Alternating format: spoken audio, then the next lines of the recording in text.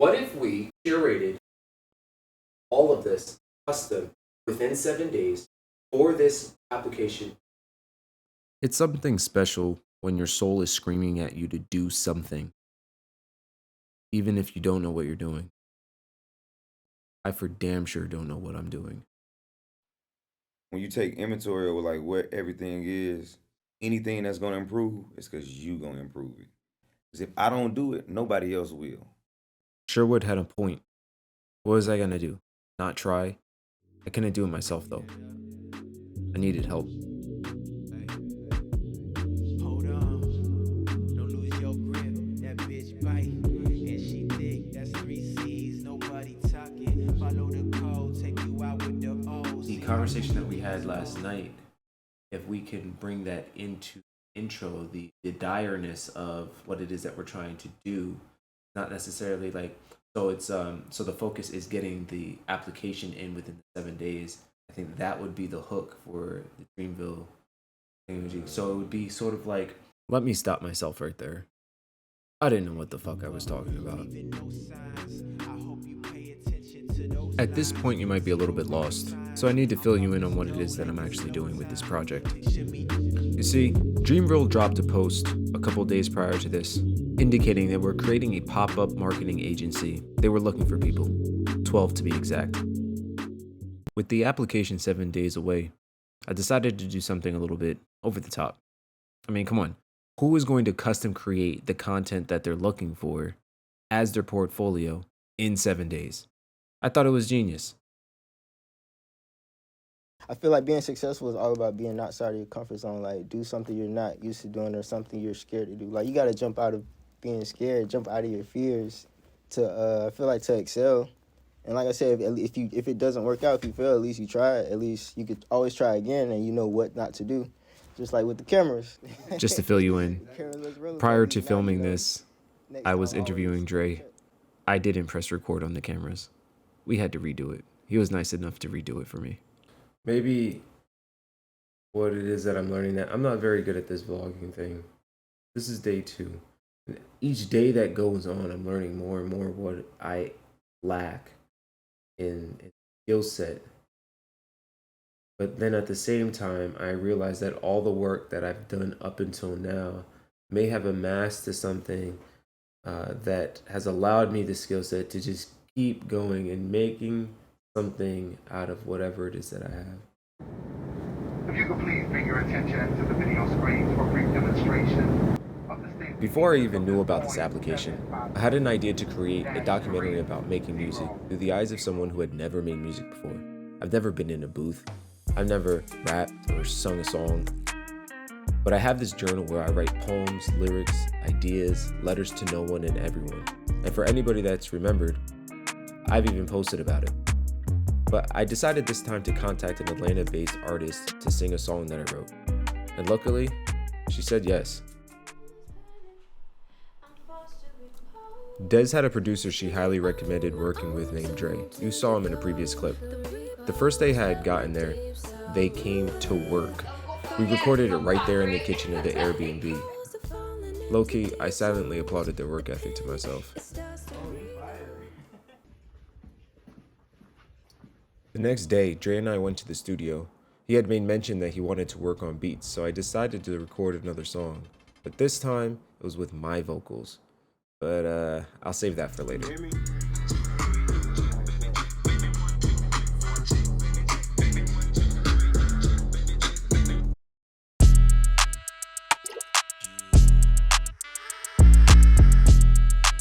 Hey, so 2:30 Tuesday, we mapping out what we're going to do for this video on Saturday, and exactly the shots that we want to see, and the shots that we want y'all to see.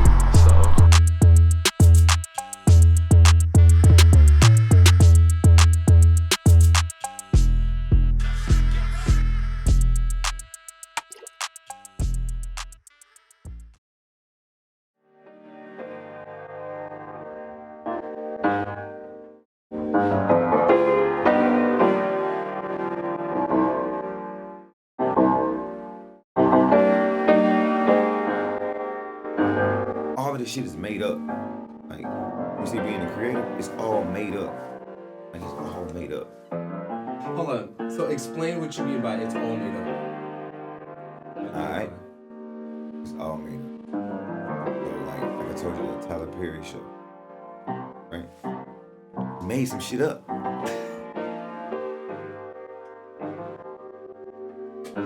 Well, man, but That song I showed you I wrote for the old boy. He just made some shit up. Sherwood is funny as hell. But since it's all made up, then being a creative all comes down to believing in yourself enough to pursue creating. But that self-belief is kind of hard to come by these days.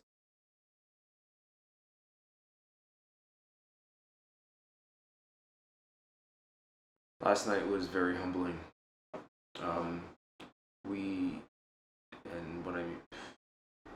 Me and Nike had sat down and started going through the outline of the documentary and realized how much more we still had to do.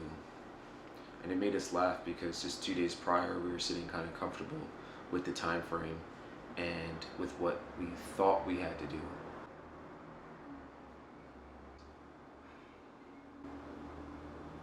I'm beginning to see how our inexperience is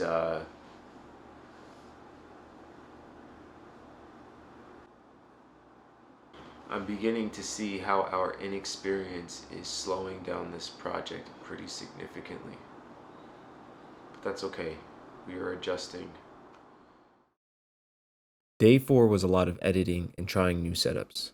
Nike works just about every day, so we can only do so much video shooting. So, there's not really that much to see. Dre invited me to another studio session later that night after we recorded our session. It was there that I was first introduced to Sherwood and also a few other artists from Atlanta.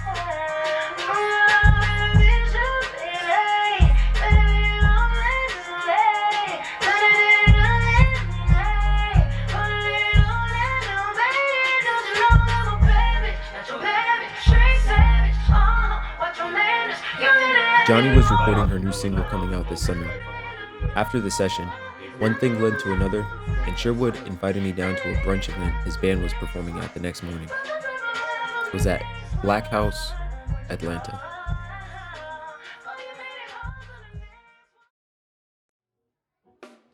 Sherwood and the Loud Pack. That's what they go by. Performed over 3 hours. It was an entire show, honestly.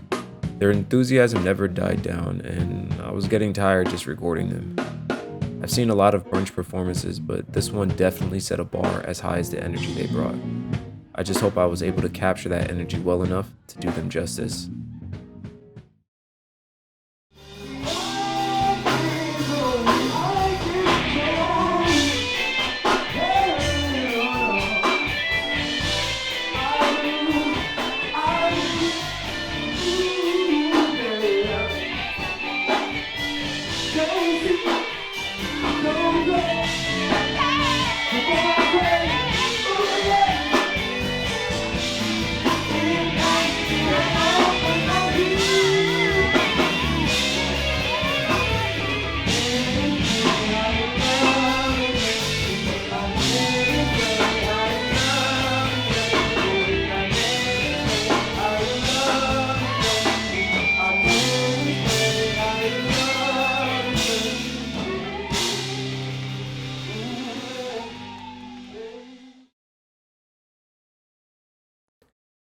If you can recall, Nike and I were canvassing a garage for the music video we wanted to shoot for the song I recorded.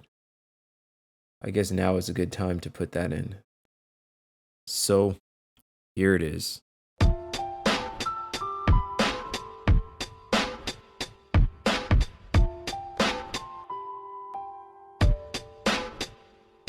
Okay, we self-loathe. Self-love is the best though. She doing breaststrokes, trying to catch her breath though. She can't breathe. She takes another. And here it isn't. Security came by and removed us as a security risk to the property because we were recording, quote unquote, the structure, even though their sign specifically said we could. But I probably would have ended up embarrassing myself anyway, so low-key I'm not that mad. The brunch was my last day in Atlanta. In just a few short days, what I had gathered in order to become a successful artist, to become true to yourself in whatever it is that you create, you need to have self-belief. Regardless of the odds, success, or perceived failure, belief is the one ingredient that is needed to keep going. I didn't know what this project was going to look like. Had I never seen the Dreamville post, maybe this production wouldn't have been as good. I would have taken my time. I wouldn't have felt the pressure of the time constraint. I could have thrown my hands in the air at the first sight that 7 days is all I had. 2 years ago, I was watching the Dreamville documentary when it came out. And I said to myself out loud that I would work with Jermaine Cole one day. Is this the opportunity that will lead me to do so? Maybe. Maybe not. I don't know. But I do know that had I not said it, and had I not remembered it, it wouldn't have meant anything. In that respect, I owed to myself to try to make shit up, to go outside of my comfort zone. With full transparency, I was not alone. There was a team behind this. Now this message is for the Marcus Graham Project applicant reviewer. You guys are making a pop-up agency. I made a pop-up agency for my application. You wanted spirit. I am spirit. I have vision, creativity, exceptional communication skills, and organizational skills. I want to be project manager. Will I get it? Who's to say? You are. But you that is reviewing and watching this, thank you. And to everybody else who has nothing to do with this and is just along for the ride, thank you as well. And as last parting words, you have to believe in yourself, or nobody else will.